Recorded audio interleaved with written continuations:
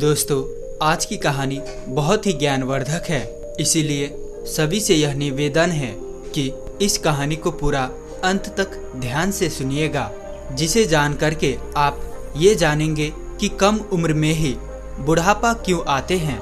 जैसे कि दोस्तों, सभी लोग जानते थे कि महात्मा बुद्ध एक राजा थे, लेकिन उन्होंने सब कुछ त्याग के एक सन्यासी का रूप ले लिया। तो इसीलिए उन्हें सब पता है कि हमें क्या खाना चाहिए, हमें कैसी दिनचर्या अपनाना चाहिए। तो दोस्तों, आज हम महात्मा बुद्ध के वो 12 महत्वपूर्ण नियम, यानी कि एक और से कह लो कि आज हम उनके पूरे जीवन के सार हम जानने वाले हैं। दोस्तों, इसीलिए सभी से निवेदन है, सभी से गुजारिश है कि पूरी कहानी को ध्यान से जरूर सुने और उस 12 बातों को सुन करके अपने जीवन में उतार लीजिए। मैं आपको गारंटी देता हूँ कि आपको कभी बीमारी नहीं होगी और आपको कोई बुढ़ापा छू ही नहीं पाएगा। दोस्तों, इसे हम समझते हैं एक कहानी के माध्यम से। एक बार की बात है, एक राज्य में वीरसेन नाम का एक राजा था। राजा बहुत ही दयालु, बहुत दयावान और एक न्यायप्रिय राजा था। उनके 2 रानियां थी। उनके दोनों रानियां अति सुंदर, वो भी रानियां उस राजा के स्वभाव पर गई थी। वह रानियां भी बहुत ही धार्मिक प्रवृत्ति की थी। तो राजा इतने न्यायप्रिय राजा थे कि उनके प्रजा कभी दुख के सामना ही नहीं करते थे, क्योंकि राजा ने अपने मंत्रिमंडल में 9 ऐसे मंत्रियों का गठन किया था कि जिनके जिम्मे में हर एक डिपार्टमेंट बांटा गया था। तुम प्रजा का खान पान का ध्यान रखोगे, सबके मतलब अलग अलग काम बांटे गए थे। तुम्हें ये कार्य करना है, और इतना उनका सत्य हिदायत था। कोई भी अपने काम में लापरवाही पाने पर उसे मृत्यु दंड दिया जाएगा। इसलिए उनकी जो समूह में, जो उनकी मंत्रिमंडल में जो मंत्री थे, वो बहुत ईमानदारी से काम करते थे। और राजा जो है, कभी भी उसे जब न्याय करना होता था सभा में उनके साथ, तो कभी भी वो अपने न्याय नहीं करता था। वो किसी के साथ एक पक्षी न्याय नहीं करता था। वो दोनों पक्ष के एक एक पॉइंट को समझते थे। दोनों के विषयों पर, मुद्दों पर ध्यान देकर वो सही और निष्पक्ष फैसले सुनाते थे। इस तरह से राजा के प्रजा के जो राज्य थे, उसमें सब प्रजा सुखी थे। अब राजा का एक नियम यह भी था कि हर हफ्ते एक सभा लगेगी। पूरे राज्य के जितने लोगों थे, उनकी एक सभा बुलाई जाती थी। किसके घर कितने अनाज हो रहा है, किसके घर खाने को नहीं है, उसे अनाज दिया जाता था। ऐसी एक प्रकार की व्यवस्था थी। तो उनके जो सभी जो है प्रजा थे, वो एकदम सुख जीवन में चल रही थी। तो इसी समय से उनका राज्य आसानी से चल रहा था। सारी प्रजाएं सुखी थी, और इसी सुखी के वजह से हमेशा जो है सारी प्रजाएं राजा का गुणगान गाया करते थे। ऐसे ही एक दिन सभा चल रही थी। उसी सभा में एक किसान और उसकी पत्नी आते हैं और कहते हैं, महाराज, आज हमारे पास एक बहुत बड़ी समस्या है। कृपया आप हमें हमारी समस्या का समाधान करें। राजा बोलते हैं, क्या बात है, बताइए किसान। कहते हैं कि मेरे 2 बेटे हैं। अभी मेरे बेटे की उम्र बहुत कम है। अभी उसकी उम्र ज़्यादा से ज़्यादा 27 से 28 साल होगा, लेकिन वो देखने में ऐसा लग रहा है कि जैसे उसकी उम्र 60 साल हो। बाल झड़ते जा रहे हैं और उसके पेट निकलते जा रहा है। बड़ा आलसी है, कोई काम नहीं करता है। हमने अपने हिसाब से इधर उधर दबा कराया, लेकिन कोई फायदा हुआ नहीं। महाराज कहते हैं, ठीक है, मंत्री को आदेश देते हैं। मंत्री अपने राजवैद्य से इस किसान का बेटे का इलाज करवाया जाए। जो भी खर्चा होगा उस राज्य कोष से दिया जाए। मंत्री ऐसा ही करते हैं। उनके दोनों किसान के बेटे का इलाज राजकोष के खर्च से राजवैद्य करते हैं। काफी दिन इलाज चलने के बाद फिर वो किसान सभा में उपस्थित होते हैं और कहता है कि महाराज, कोई आराम नहीं हुआ। मेरा बेटा वैसे की वैसे ही है। राजा कहते हैं, ठीक है, हम इस पर विचार करेंगे। इस पर विचार चल ही रही थी कि उसी गांव से, उसी राज्य से 2 लोग और आते हैं। पति और पत्नी रोते हुए आते हैं और वे भी वही कहते हैं, समस्या यही होती जा रही है। फिर धीरे धीरे सभा चल ही रही थी कि ऐसे ऐसे एक एक करके पूरे गांव के आधा से ज्यादा लोग आए। राजा असमंजस में पड़ गए। उन्होंने तुरंत आपातकालीन सभा बुलाई कि सारे राजवैद्यों को बुलाया जाए, दूर दूर से राजवैद्यों को बुलाया जाए और दिखाया जाए कि आखिर ऐसी क्या समस्या है जिसकी वजह से हमारे राज्य के सभी नवयुवक बूढ़े दिखने लगे हैं। इस पर पूरा खोज करे, अनुसंधान करे। राजा का यह सख्त आदेश था। सारे मंत्रियों को जल्द से जल्द इस पर कार्रवाई किया जाए।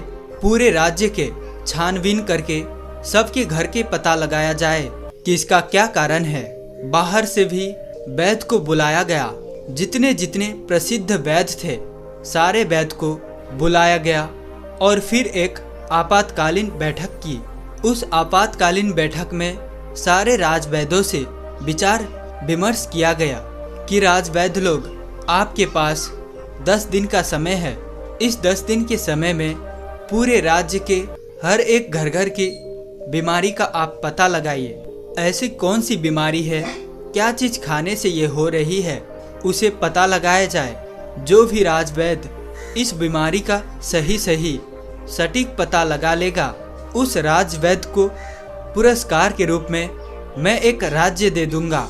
अब सारे राजवैद्य एकदम से जुट गए, अपने पोथी पथरा किताब लेकर के, और घर घर जाके रात दिन एक करके पूरा 10 दिन छानबीन चलता रहा।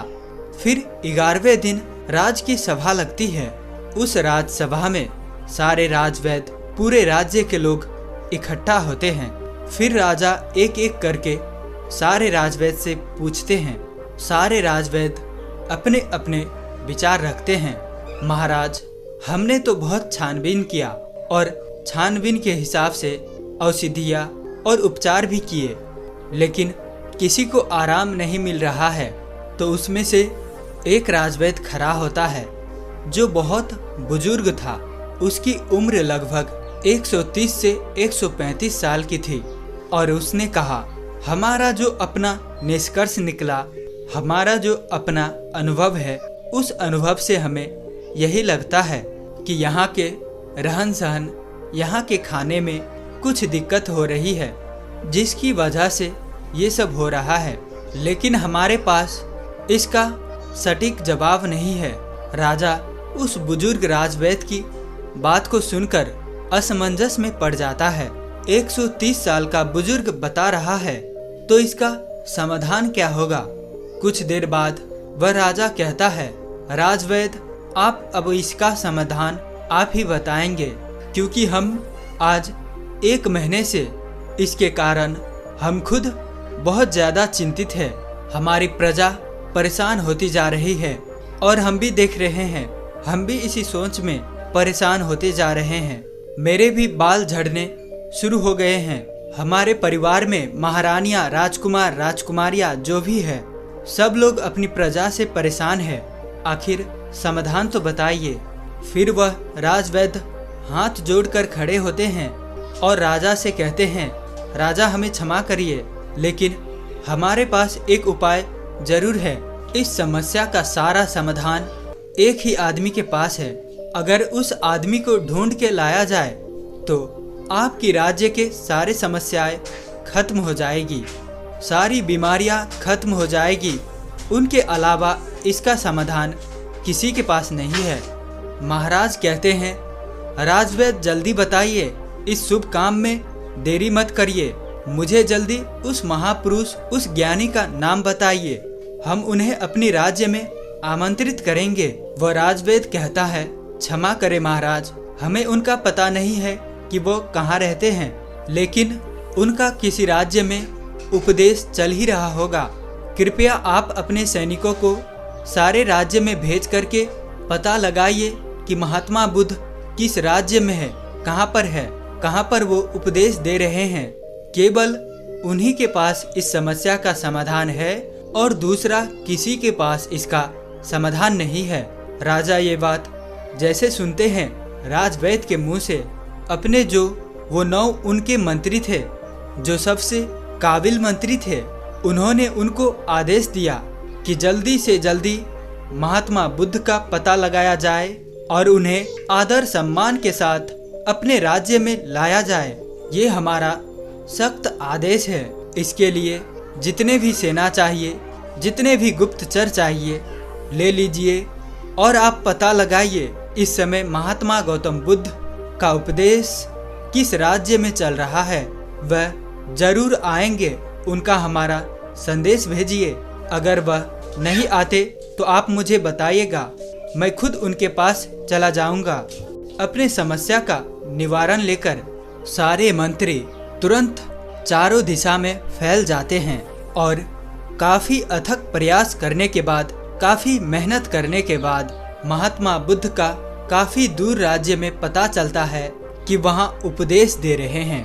मंत्री वहां जाता है और महात्मा बुद्ध को प्रणाम करता है और कहता है, भगवान, आपको हमारे राजा ने बुलाया है।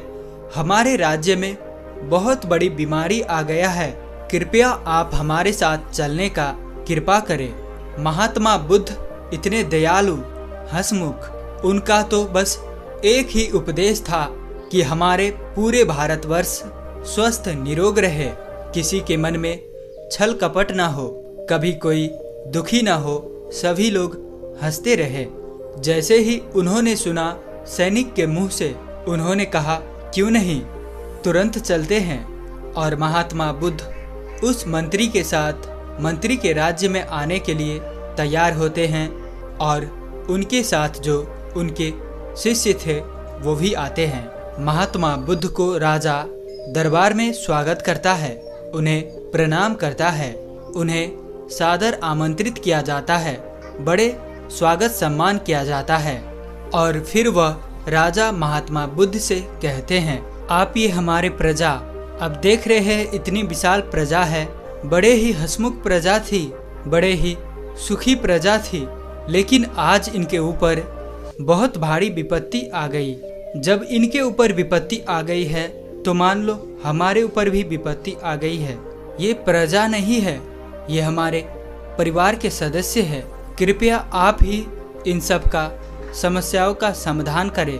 महात्मा बुद्ध राजा की तो पहले ही प्रशंसा सुन चुके थे। राजा के सोच और विचार से महात्मा बुद्ध प्रभावित होकर महात्मा बुद्ध मुस्कुराते हैं और राजा से कहते हैं, क्यों नहीं, ये तो कुछ नहीं है, सब ठीक हो जाएगा, ये समस्या सब लोग अपने आप पाले हैं।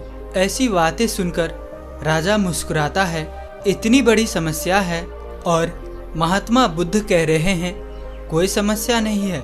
तो राजा कहते हैं, ठीक है गुरुवर, जैसे भी हो आप हमारे प्रजा को ठीक कर दे। महात्मा बुद्ध के सामने एक चेला खड़ा था। महात्मा बुद्ध उस चेले के तरफ इशारा करता है तो चेला कहता है, ठीक है राजा, कल से मैं रोज सुबह 4 बजे आपके राज्य में हमको एक ऐसा खुला स्थान दे दीजिए जहाँ पे आपके राज्य के सारे लोग एकत्रित हो सके, जहाँ खुला वातावरण हो, जहाँ प्राकृतिक धूप आती हो, जहाँ प्रकृति की सारे हवाएं आती हो, सुनहरा माहौल हो।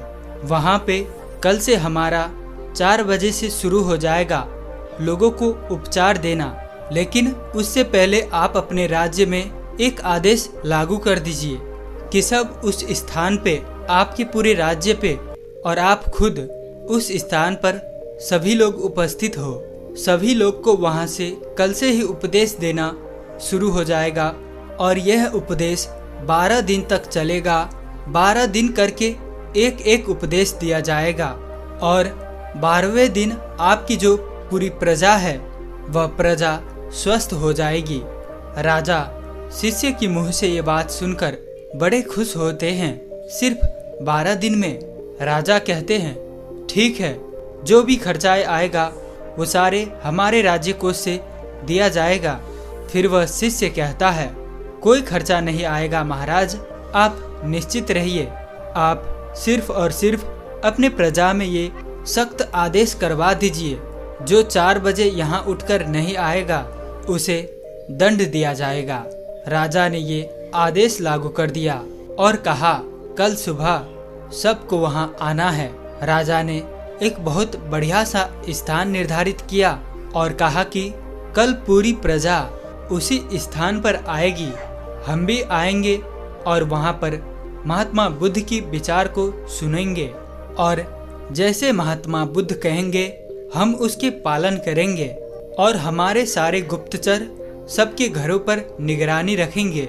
जो भी उपदेश का पालन नहीं करेगा उसे सभा में दंडित किया जाएगा।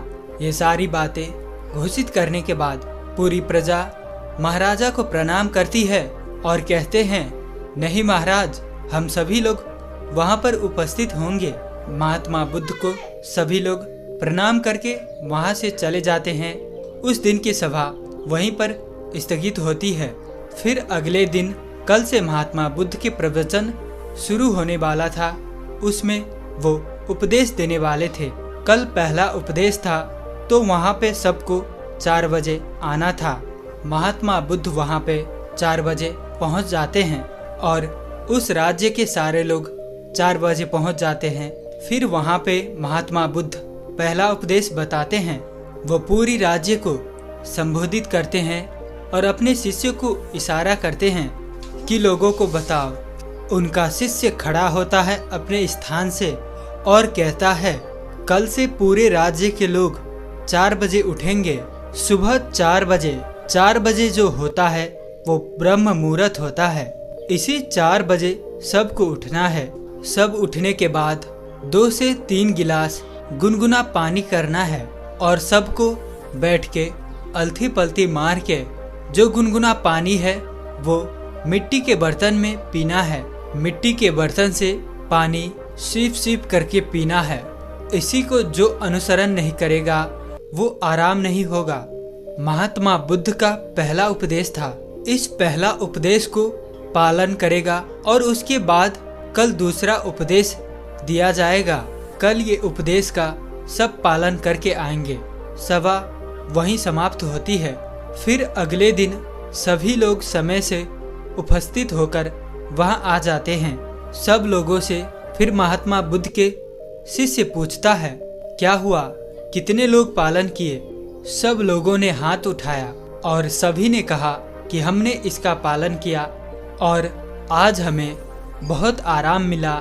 हमारा पेट एकदम सही से साफ हुआ, शरीर एकदम हल्की फुल्की लग रही है, एकदम हम स्वस्थ लग रहे हैं। तो फिर महात्मा बुद्ध का शिष्य कहता है अब दूसरा उपदेश जो करना है, सबको टहलने चलना है।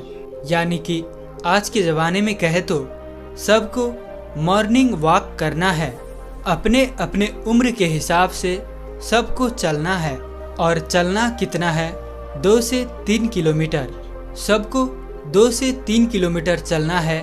उसमें जो बच्चे हैं, नौजवान हैं, वो दौड़ेंगे और जो सामान्य लोग हैं जो 40 से 50 की उम्र के हैं वो तेज चलेंगे और चाल जो होगी 1 सेकेंड में 1 कदम और 1 मिनट में 60 कदम तेज चलना है। और जो दौड़ सके वो दौड़ेंगे। बहुत तेज नहीं दौड़ना है, सब अपने क्षमता के अनुसार 2 से 3 किलोमीटर, ज़्यादा होगा पर कम नहीं। इसी हिसाब से सुबह चलना है, मॉर्निंग वॉक करना है। ये दूसरे दिन का उपदेश था। अगले दिन फिर से सभा शुरुआत होती है। फिर से लोग सभा में आते हैं तो सबसे पहले बुद्ध के शिष्य पूछता है कि 2 दिन का नियम सबने पालन किया। सब लोग हाँ में हाथ उठाते हैं। शिष्य पूछता है कैसे आप लोगों को लग रहा है। सब लोग कहते हैं बहुत अच्छा लग रहा है, ऐसे लग रहा है कि हमको कोई बीमारी ही नहीं है। फिर शिष्य कहते हैं अब सब लोग योगा करें। योगा प्राणायाम अपने हिसाब से सब लोग करें। योगा प्राणायाम में 2 योगा प्राणायाम जरूर शामिल होगा, एक कपालभात, दूसरा अनुलोम विलोम। सारे शिष्यों ने कपालभात और अनुलोम विलोम का विधि सभी को बता दिया। अनुलोम विलोम कैसे की जाती है, कपालभाति कैसे की जाती है, सूर्य प्राणायाम कैसे किया जाता है। सभी लोग कम से कम आधा घंटा से लेकर 45 मिनट तक डेली इसे करना है। तब इस दिन की भी सभा समाप्त होती है। अगले दिन फिर सभा शुरू होती है और उस सभा में सारे लोग उपस्थित होते हैं। सारे लोग उपस्थित होने के बाद फिर सबसे दिनचर्या पूछी जाती है, किसने कितना अनुसरण किया। सब ने कहा, अब तो हमको ऐसे लग रहा है कि अब हमको कोई बीमारी ही नहीं है, हमें कोई अलार्म नहीं लगाना पड़ता, हमें जगाना नहीं पड़ता, मेरी 4 बजे अपने आप आंख खुल जाती है। यह सुनकर महाराज बड़े खुश हुए। इतना बड़ा चमत्कार, बिना कोई पैसे की हमारी प्रजा ठीक हो रही है। महाराज तुरंत खुश होकर फिर महात्मा बुद्ध को प्रणाम करते हैं और बुद्ध से कहते हैं कि आप हमारे ही राज में रहिएगा, जाइएगा नहीं। भगवान महात्मा बुद्ध मुस्कुराते हैं, क्योंकि उनका तो काम ही है हमेशा हंसते रहना, क्योंकि वे चिंता नहीं करते। फिर वो कहते हैं, अब सबका योगा प्राणायाम सब कुछ हो जाने के बाद अब सब लोगों को अगला काम जो करना है, 300 ग्राम सबको सेब खाना है। इससे और ज़्यादा खा सकते हैं, लेकिन कम नहीं। सेब खाने के बाद सब लोग जो भी अपना अपना काम है काम करेगा। उस दिन का भी ज्ञान समाप्त हुआ, सभा विसर्जित हुआ। फिर अगले दिन सभी लोग आते हैं। फिर सबसे पूछा जाता है किसको कितना आराम हुआ। सभी लोग कहते हैं कि हम तो पूर्ण रूप से एकदम ठीक हो गए। फिर वह शिष्य कहता है, नहीं, अभी तो आधी बाकी है, अभी तो आधा नियम और करना है। जब आप पूरे नियम को अनुसरण कर लोगे तो आपको कोई बीमारी नहीं आएगी। बुढ़ापा तो छूमंतर हो जाएगी, बुढ़ापा पास नहीं आएगी, मर्दाना ताकत बरकरार रहेगी। हमारे महात्मा बुद्ध के तरह सभी के चेहरे पर चमक बनी रहेगी। फिर कहते हैं कि अगला उपदेश क्या है। अब सब लोग सेब खाए हैं, सेब मान लीजिए सबने खा लिया है 7 से 8 बजे तक। उसके 2 से ढाई घंटे बाद सबको अपने फुल डाइट लेना है, सबको फुल खाना खाना है। खाने में क्या क्या खाना है, अब खाने का वो शिष्य बताता है। सबको रोटी खाना है, मल्टीग्रेन रोटी, मिक्स रोटी। वो कहता है उसमें गेहूं नहीं होगा, गेहूं अच्छा चीज नहीं है। सावा, जौ, बाजरा, रागी, मक्के और एक चना, ये 5 चीजों को सबको रोटी बनाना है और सबकी थाल में इसकी रोटी होगी। एक कटोरी दाल होगी और उसमें देसी घी गाय का डाला हुआ और एक कटोरी मिक्स सब्जी या साग होगा। सीजन के हिसाब से जो सीजन वाली सब्जी होती है वही खाना है, बिना सीजन वाली सब्जी नहीं खाना है।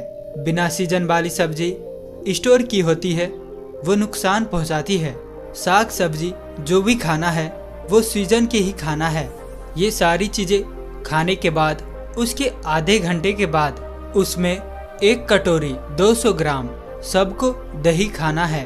दही में गुड़ डाल के, तो जब आप खाना खा के आधे घंटे के बाद दही में गुड़ डाल के खाओगे तो आपका खाना वो सब आसानी से पच जाएगा, जो कि दही में लैक्टोबायोटिक एसिड पाया जाता है, जो हमारे खाने को पचाता है, हमारे लीवर को मजबूत बनाता है। इतना जो खाएगा उसकी सारी बीमारियां खत्म हो जाएगी। अब ये आज का उपदेश हो गया, कल सब इसको अनुसरण करके आएगा। तब सब लोग खुशी खुशी अपने घर जाते हैं। जैसे वो उपदेश में बताया गया सब लोग उसका पालन करते हैं। सब फिर अगले दिन की सभा होती है, सारे लोग सभा में उपस्थित होते हैं। सबसे पूछा जाता है किसको कितना आराम है। सारे लोग कहते हैं, अहो भगवान, हमको तो कुछ बीमारी ही नहीं है, हम तो पूर्ण रूप से ठीक हो गए, हमको तो लगता ही नहीं कि हम कभी बीमार हुए थे। महाराज और खुश हो गए। राजा कहते, वाह, ये तो खाने से सब लोग ठीक हो गए, खाने से सबकी बीमारियां ठीक हो गई। धीरे धीरे ऐसे देखने में लग रहा है कि सबका मोटापा भी अपने आप चले जाएगा। तब वह शिष्य कहता है, रुकिए, अभी तो और कुछ बाकी है, अभी तो इतना ही है, आगे की और सुनिए। तो वह सबसे पहले ये बताता है, आप लोग ये भी ध्यान रखना, खाना और पीना दोनों एक साथ नहीं करना है, या तो खाइए या तो पिए। कहने का तात्पर्य है, अगर हम पानी पी रहे हैं, कोई भी तरल पदार्थ ले रहे हैं, तो हम उसको खाने से 1 घंटे पहले या खाने के 1 घंटे बाद ही लेंगे। खाते समय 1 घुट पानी नहीं पीना है और ना ही खाने के बाद हमें तुरंत पानी पीना है। खाना खाने के 1 या 1.5 घंटे बाद ही हमें पानी पीना है। इस बात को ध्यान में रखें। अब फिर बताते हैं शाम को क्या नाश्ता लेना है। जैसे सब लोग 10 से 11 बजे खाना खा लिया, अब सबको भूख लग जाएगी, तो 4 बजे 5 बजे क्या लेना है। 4 से 5 बजे सबको 1 प्लेट सलाद लेना है और सलाद सबके वजन के हिसाब से होगा। अगर किसी का 50 किलो वजन है तो उसका 5% यानी 250 ग्राम। अगर किसी का 60 किलो है तो 300 ग्राम। किसी का 70 किलो वजन है तो 350 ग्राम। किसी का 80 किलो वजन है तो 400 ग्राम सलाद लेना है। उस सलाद में क्या क्या होगा? सलाद में होगी गाजर, चुकंदर, मूली, टमाटर और उसमें 1 टुकड़ा होगा अदरक का, 3 से 4 लहसुन की कलियां होंगी और उसको स्वाद के लिए आपको छिड़कना है, तो उसमें आप काला नमक डाल सकते हैं और जीरा, भुना हुआ जीरा भी डाल सकते हैं। सलाद लेने के पहले भी कुछ खाना पीना नहीं, जैसे पहले की बता दिया है। इसे फॉलो करें और अगले दिन आए तो उस दिन की सभा समाप्त होती है। सब लोग अपने घर जाते हैं और जैसे तैसे वो नियम बताए गए थे सब लोग उनका पालन करते हैं। फिर जब वो अगले दिन सभा में आता है तो उनसे पूछा जाता है, आप लोगों को कैसे लग रहा है, आपकी शरीर कैसे लग रहा है। सब लोगों के चेहरे पर मुस्कान और सबके चेहरा जैसे एक तेज की तरह चमक रहा था। ऐसे लग रहा था कि मानो इनकी ढलती उम्र थम सी गई है, इतना एहसास हो रहा था। फिर राजा बड़े खुश होते हैं। प्रजा खुशी खुशी से सब उत्तर दे दिए। फिर वह राजा महात्मा बुद्ध के चरणों में जाकर प्रणाम करते हैं। वह कहता है, धन्य है भगवान, आपने तो सबको खाने से ठीक कर दिया। तो वो शिष्य कहता है, महाराज रुकिए, अभी तो और सारे उपदेश बाकी है। अभी जब मैं पूरा उपदेश बता दूंगा तो हमारे भगवान की तरह कोई बीमारी नहीं होगा, कभी किसी को बुढ़ापा ही नहीं आएगा। राजा कहते हैं, जल्दी बताइए गुरुवर, जल्दी बताइए, हमसे सारी चीजें सुनने को बड़ी इच्छा है। मन में भी मैं अपने आप को ऐसा महसूस कर रहा हूँ कि जैसे मुझे कोई बीमारी नहीं है। मैं अभी 16 साल का हूँ। फिर बताते हैं अब रात को क्या करना है। सबका खाना जो रात का है, सूर्य डूबने से पहले सब लोग खाना खा लेना है, क्योंकि जब सूर्य ढलने लगता है हमारे पेट पर, जब सूर्य की रोशनी पड़ता है, हमारा जो जठरा अग्नि है, हमारा अग्नाशय, वो ज्यादा काम करता है। जब धीरे धीरे सूर्य की रोशनी झड़ने लगती है, कम होने लगता है, तो जठर अग्नि काम करना बंद कर देती है। इसीलिए ऋषि मुनि लोग सूर्य डूबने से 1 घंटे पहले खाना खा लेते थे। तो इसके 2 फायदे हैं। जब आप सूर्य डूबने के पहले खाना खा लेंगे तो आपका सारा खाना पच जाएगा, और जब आप सोने जाएंगे तो 3 से 4 घंटा में आपका खाना पूर्ण रूप से अच्छी तरह से पच जाएगा। इसके फायदे, एक तो आपकी नींद बढ़िया आएगी। अगर आप लेट खाना खाते हैं, अपने जीवन को बिगाड़ लेते हैं, तो उसमें क्या होता है, आपको जल्दी नींद नहीं आएगी, आपके पेट में अच्छे से खाना डाइजेस्ट नहीं होगी, पचेगा नहीं। इससे आपको गैस एसिडिटी बनेगी। इसीलिए आपको सूर्य उदय से 1 घंटे पहले रात की खाना खा लेना है। और खाने में क्या क्या लेना है, वही मल्टीग्रेन रोटी और साग सब्जी सीजन के हिसाब से, बस 2 चीजें। और खाना कितना खाना है, नाम मात्र, यानी कि हल्का खाना खाना है जिससे लगे कि आपने खाना नहीं खाया है। फिर उसके 1 घंटे के बाद आपको 1 गिलास दूध पीना है। उसमें 3 ग्राम हल्दी डाल देना है। हल्दी शुद्ध घर की होना चाहिए, बाजार के नहीं। उसे उबालकर फिर ठंडा हो जाए फिर आपको पीना है। हल्दी वाला दूध आपकी सारी बीमारियों को नाश कर देगा। ये इतनी शक्तिशाली होती है। अब सब इसको पालन करेंगे और उसको फॉलो करने के बाद दूध पीने के तुरंत बाद सोने नहीं चला जाना है। दूध पी के 1-2 घंटे के बाद सोने चला जाना है और आपको रात्रि के 10 बजे तक में सोने चला जाना है। जब आप 10 बजे सो जाएंगे आपको फर्स्ट क्लास नींद आएगी। आपके सारे खाने डाइजेस्ट हो गए। जब आपको अच्छी नींद आएगी तो 4 बजे सुबह अपने आप आपकी आंखें खुल जाएगी। आपको कोई टेंशन नहीं रहेगा, कोई बीमारी नहीं लगेगी। आखिरी में शिष्य कहता है, ध्यान से सुनिएगा, सबको वर्तमान में जीना है, सबको बच्चे की जिंदगी जीना है। जैसे जो छोटे बच्चे होता है उन्हें कोई टेंशन नहीं होता है। मेरे मम्मी का पड़ोसी से झगड़ा हो रहा है, पड़ोसी का पापा से झगड़ा हो रहा है, उसे कोई मतलब नहीं। मेरे घर में खाना है या नहीं है, उस छोटे बच्चे को जो खाना मिल जाता है वो उसे खाकर अपने आप खेलता रहता है, सिर्फ उसका पेट भरा रहे। अगर उसका पेट भरा हुआ है तो उसे कोई मतलब नहीं। इसीलिए आप सभी अपना वर्तमान में जिए, भूत भविष्य का चिंता मत करिए। आज हमारे साथ जो है उसमें खुश रहिए। भविष्य में क्या होगा, भूत में क्या बीत गया, उसकी चिंता मत करिए। जब आप वर्तमान में जिएंगे तो कोई टेंशन नहीं होगा, तनाव नहीं होगा और बीमारी नहीं होगी। जो लोग इन नियमों का पालन करेंगे। और एक बात, कभी कोई बाहर की चीज मत खाना, जो खाना अपने घर की शुद्ध बना करके खाना, क्योंकि बाहर की चीज़ों में बहुत मिलावट होती है। ये आज की पूरी उपदेश, उसी उपदेश को जो पालन करेगा वो कभी बूढ़ा नहीं होगा, उसे कभी बीमारी नहीं होगी। ये नियम सब पालन करेंगे। फिर 1 महीने बाद यहीं पर एक सभा लगेगी, सब इसी सभा में उपस्थित होंगे। समय बीत गया, 1 महीना फिर हुआ। 1 महीने बाद महात्मा बुद्ध महाराज के पास पहुंचते हैं, उनके दरबार में पहुंचते हैं। महाराज दौड़ करके उनके स्वागत सत्कार से सम्मान करते हैं और कहते हैं, आइए गुरुवर आइए, ये तो राज्य आपका है। महात्मा बुद्ध मुस्कुराते हैं, बताइए राजन, आप लोग कैसे हैं, आपका प्रजा लोग कैसे हैं।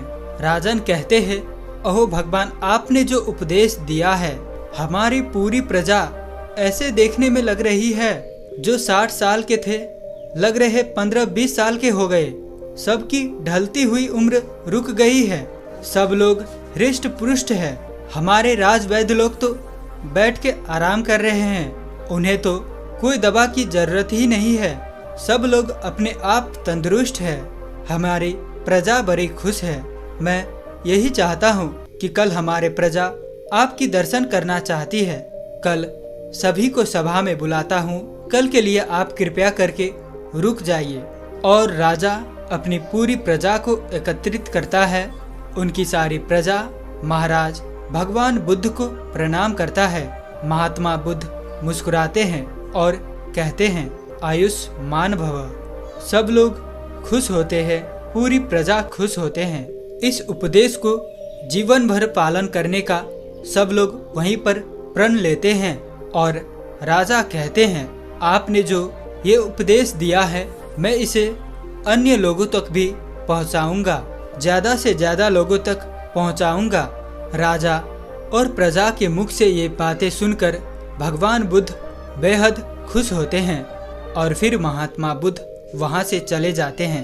दोस्तों, उम्मीद है कि आपको कहानी पसंद आई होगी।